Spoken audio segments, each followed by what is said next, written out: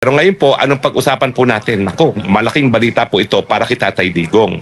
Ang Niger po, isang African country, ay bumitiw na naman sa pagiging miyembro ng ICC. Ang tanong, kapag natuloy nga itong pagbitiw hindi lang po ng Mali at ang Burkina Faso at sigurado na po yan, kapag natuloy pa yung sinasabi na bibitiw din ng South Africa, ang Kenya, Uganda at yung African Union, ano bang mangyayari? Anong epekto nito kay Tatay Digong? So, scenario number 1, dahil magkakaskade o talagang magkakaroon talaga ng malawakang pagbibitiw, baka sumuko ng ICC. Kapapasok lang po na balita. Relevant po ito sa pag-uusapan natin kay Attorney Harry Roque. Ito po guys ano pong nangyari sa isang prosecutor ng ICC? Nako, yung nagpakulong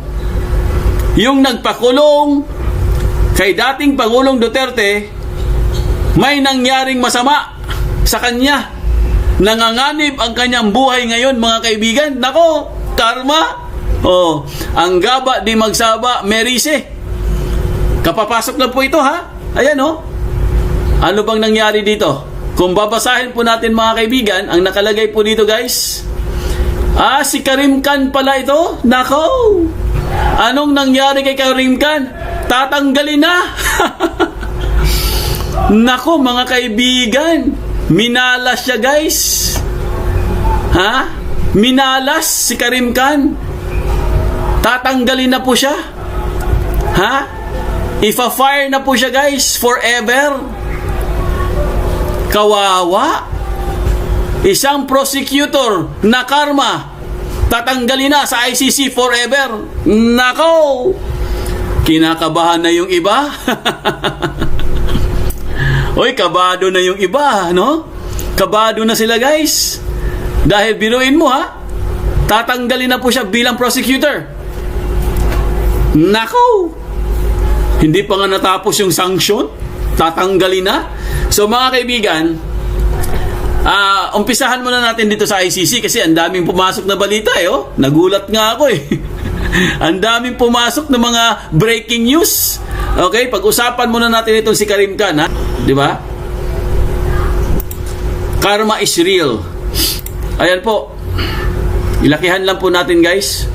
Ang nakalagay po dito mga kaibigan, ICC Bureau says Khan should be fired for inappropriate sexual relationship. So, pinapatanggal na po siya mga kaibigan sa ICC guys bilang ICC prosecutor dahil po sa inappropriate sexual relationship. Diplomats running the International Criminal Court's oversight body have decided that the prosecutor Karim Khan had an inappropriate sexual relationship with junior staff member and should be fired. 2 copies of his decision showed. It is the final details of the decision on accusations of misconduct brought by a female lawyer in 2024 against Khan. A 56-year-old British barrister had been reported, including the recommendation that he be dismissed. The decision by the Executive Bureau of the ICC's governing body will inform a vote on his fate by the ICC's 125-member Assembly of the States Parties in New York on July 24. It is unclear which way the vote will go. So pagbobotohan pala nila guys, pagbobotohan pala nila itong si Karim Khan na tuluyan na po siyang tanggalin bilang prosecutor ng ICC. So talagang nakarma po siya, no? Khan has repeatedly denied wrongdoing. The decision is unlawful, procedurally unfair, and unsupported by evidence. His lawyer said in comments to the Reuters Tuesday, they cited a review by judges that found the evidence was insufficient to prove the allegations beyond a reasonable doubt. So nagreklamo po itong si Karim Khan guys kasi wala daw silang ebidensya. Wala daw ebidensya. Kaya po mga kaibigan, mukha yatang magpa-file sila ng counter, no? Ika-counter nila yung kaso niya kasi wala daw silang ebidensya. Nako, sabi na nga ba si Tatay Digong nga, kinulong nyo, wala kayong ebidensya yan, karma nga. Ang tawag dyan, karma. Di ba? The Bureau set aside the advisory opinion by the three external judges and concluded that it did not have enough evidence to make a decision, citing the report of a specialized year-long UN investigation commissioned by the court. The evidence establishes beyond a reasonable doubt that the prosecutor engaged in sexual relationship with the victim. So mga kaibigan, napatunayan po guys, napatunayan po ito mga kaibigan, na talagang meron po siyang kasalanan. At kung matatanggal po siya, kung matatanggal po siya bilang prosecutor ng ICC mga kaibigan, alam mo mangyari sa kanya? Tuloy pa rin ang kanyang warrant. Hindi po, kunwari, tanggal na siya bilang ICC prosecutor. Tuloy pa rin ang kanyang warrant at tuloy pa rin ang kanyang kaso at makukulong pa rin siya mga kaibigan. So talagang nagaya siya guys. Talagang na-back to you siya. Kasi ito yung nagpakulong kay Tatay Digong no? Ito po yung talagang nag-push na ma-detain si dating Pangulong Duterte sa ICC The Hague, Netherlands. O ngayon, di natikman mo ngayon yung sarili mong medisina. Di ba? A former defense attorney who took up the top job of the court 5 years ago, Khan has been suspended by the ICC by the British Independent Regular for Court Lawyers, which will consider his future in coming weeks. So mga kaibigan, ang dami po niya guys, no? Ang dami niyang karma. Suspended na po siya being lawyer, no? Being a lawyer. Suspended din siya sa British Bar. Parang Integrated Bar of the Philippines, parang ganun yun. Suspended din siya mga kaibigan at hindi na po siya pwedeng mag-practice bilang lawyer. Kawawa guys, talagang nakarma siya. Talagang lahat ng kamalasan mga kaibigan ay talagang naranasan niya. So yan po ang ating update po dito sa ICC. Puntahan naman natin guys itong mga bansa, no? Kasi ano po ito, relevant po ito mga kaibigan Puntahan po natin itong pasabog po mga kaibigan ni Attorney Harry Roque. Dahil ang sabi po niya guys, ang Niger po nagbitiw na sa ICC, di ba? So hindi lang pala Niger ang nagbitiw. Marami pong bansa ang nagbitiw mga kaibigan. Ito pong Burkina Faso. Burkina Faso, Mali, and Niger withdrawing for the ICC sovereignty, claims and impunity risks. So mga kaibigan, ang dami na po guys. In a gesture presented a sovereignties, Burkina Faso, Mali, and Niger announced in a joint communique 2022 September of 2025 their withdrawal. 2025 pala sila nag-umpisa Tapos mag-withdraw na sila guys. Their withdrawal from the Rome Statute establishing the International Criminal Court, the ICC, led by 3 states currently ruled by military juntas. So mga kaibigan, ang sinasabi po dito ni Attorney Harry Roque guys, hindi lang po ang Niger ang nagbitiw. Marami na pong bansa. Lalong-lalo na po ang state ng Africa.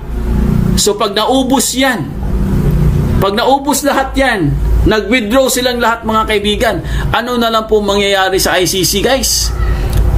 Sino na lang po magfa-fund sa kanila pag wala na silang member?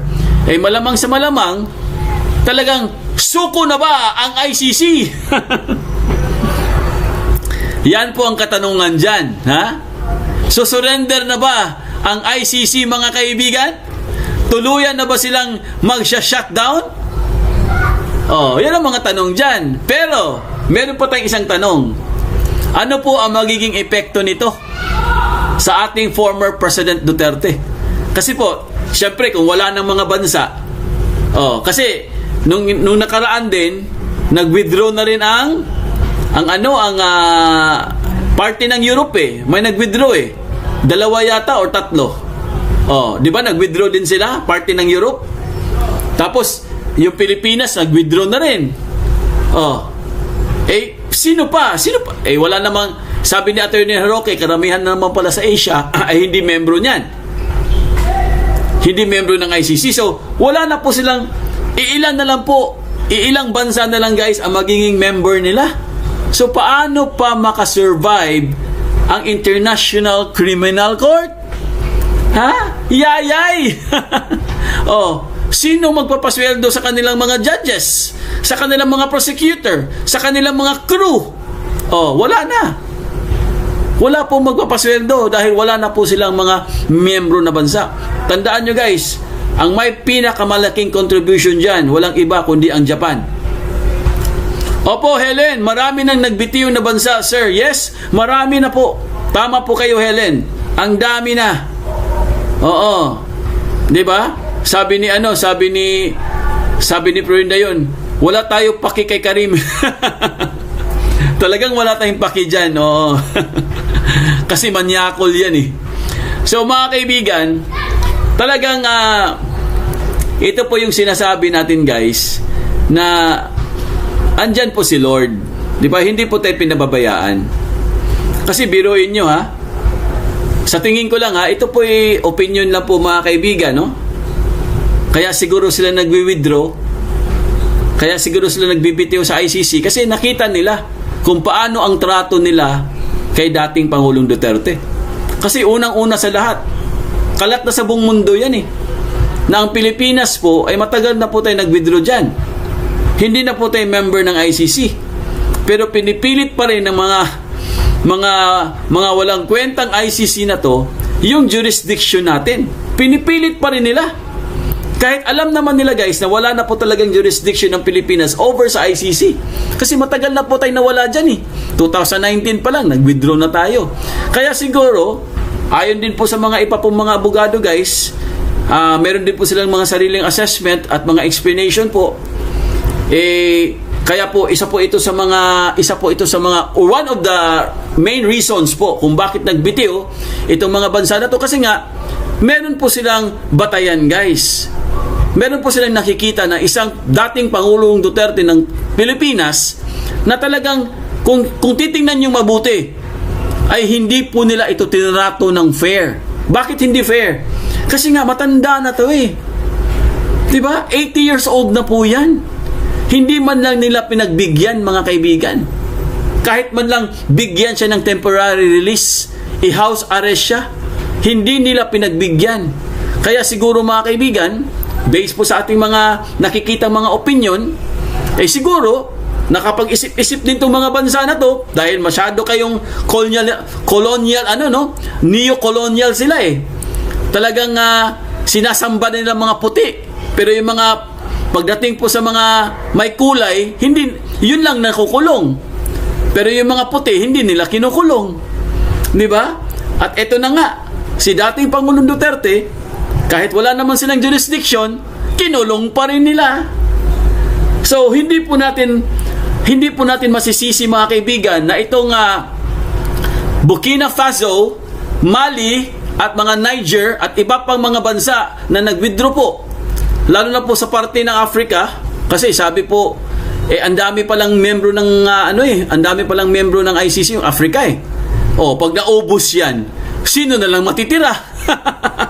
Di mag-jack and point na lang kayo dyan. So, ngayon, ang tanong, ano po ang magiging epekto nito sa ating dating Pangulong Duterte? Ito ba'y magkakaroon ng positive or ng negative outcome? Dahil po, syempre mga kaibigan, pag nawala na lahat yan, burado na po, wala nang bansang gustong sumapi dyan sa ICC na yan, ano po ang kanilang magiging survival? Diba? Syempre guys, wala na po silang choice.